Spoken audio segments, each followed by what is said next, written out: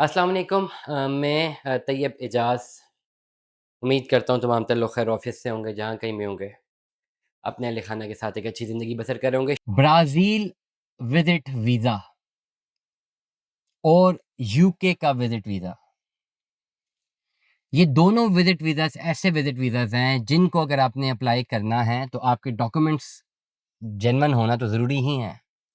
Passport होना ज़रूरी है, आईडी कार्ड होना ज़रूरी है, आपकी जो भी पुलिस करैक्टर सर्टिफिकेट है होना ज़रूरी है, एफआरसी, एमआरसी, बैंक स्टेटमेंट वगैरह ये सारी चीज़ें होना ज़रूरी हैं, इसके बगैर तो हो नहीं सकता। ठीक है, जितने भी आपके बेसिक डॉक्यूमेंट्स हैं जो कि आपकी आइडेंटिटी को जो है वेरीफाई करते हैं वो ज़रूरी है। सिर्फ एक आईडी के ऊपर जो है वो तो आप वीज़ा अप्लाई नहीं कर सकते हैं। डेफिनेटली आईडी इटसेल्फ या पासपोर्ट इटसेल्फ एक वैलिड डॉक्यूमेंट है, लेकिन पाकिस्तान जैसे मुल्क में जहाँ बहुत सारे लोग जो हैं फेक चीज़ों को इस्तेमाल करते हैं, तो वहाँ हम लोगों के लिए ज़रूरी हो जाता है कि हमें अपने बाकी सारे डॉक्यूमेंट्स भी जमा करवाने एम्बेसी में टू मेक देम रियलाइज़ कि भाई हम इसी मुल्क के शहरी हैं। हमें अपने बे फॉर्म भी जमा करवाने हैं, हमें बर्थ सर्टिफिकेट्स भी निकालने हैं, हमें सब कुछ करना है। एफआरसीयाँ भी दिखानी है, एमआरसी भी दिखानी है, बैंक स्टेटमेंट भी के हर डॉक्यूमेंट ये बताया। हालाँकि दुनिया के रूल के मुताबिक अगर एक वैलिड आईडी और वैलिड पासपोर्ट है तो इट मीन्स वो बंदा वहाँ का सिटीज़न है, उसका हर जगह रिकॉर्ड मौजूद है। लेकिन हमें क्योंकि हमारे मुल्क में फ्रॉड ज़्यादा देखा गया है लोगों की जानिब से मुख्तलिफ डोमेन में, तो इसलिए अब जिस बंदे ने जेन्युइन वीज़ा अप्लाई करना होता है उसको इस मामला से गुजरना पड़ता है। ये डॉक्यूमेंट्स होना ज़रूरी है। ठीक हो गया। हैरत अंगेज सवालात ऐसे भी मुझे मिलते हैं कि अक्सर लोग ये भी राब्ता करते हैं, जी हमने वीज़ा अप्लाई करना है, पासपोर्ट नहीं बना हुआ, क्या बन जाएगा? क्या वीज़ा लग जाएगा? इस तरह के सवालात के जवाबात ना ही दिए जाएँ तो बेहतर है, ये डॉक्यूमेंट्स होना ज़रूरी है। अब ब्राज़ील और यूके के लिए ये डॉक्यूमेंट्स के साथ-साथ आपकी फाइनेंशियल जस्टिफिकेशंस का होना बहुत ज़्यादा ज़रूरी है। आप फाइनेंशियली कंप्लीटली जस्टिफाइड होने चाहिए अगर आप अपना जो है ये वीज़ा अप्लाई कर रहे हैं।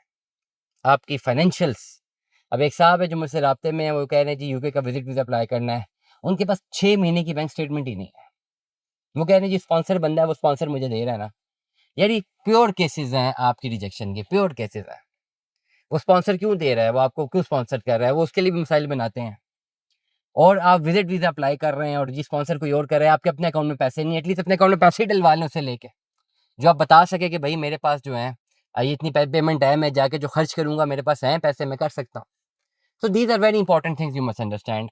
ब्राज़ील के लिए और यूके के लिए आपकी फाइनेंशियल जस्टिफिकेशंस का होना बहुत ज़्यादा ज़रूरी है। वो कैसे होती हैं, कैसे आपने अपना प्रॉपर केस सबमिट करना होता है, उसके लिए कंप्लीट 6 महीने की बैंक स्टेटमेंट, एक जेन्युइन बैंक स्टेटमेंट आप भेजेंगे, तो हम समझ जाएँगे कि आइदर आप एलिजिबल हैं विज़िट वीज़ा के लिए कि नहीं। बैंक स्टेटमेंट से ही पता लग जाता है कि आइदर एप्लीकेंट जो है वाक़ईतन एक विज़िट वीज़ा अप्लाई करने का क्या का की एक कैपेसिटी रखता है या वो वाक़ईतन सिर्फ़ झूठ बोल रहा है। वहीं से पता लग जाता है, क्योंकि डेफ़िनिटली अगर ऐसा केस हो जिसमें हमें पता चल जाए कि एप्लीकेंट झूठा है, झूठ बोल रहा है, तो हम खुद केस अप्लाई नहीं करते, क्योंकि हमें पता है कि उसके 50 लाख रुपए वैसे 50,000 लाख रुपए वैसे ज़ाया हो जाना है।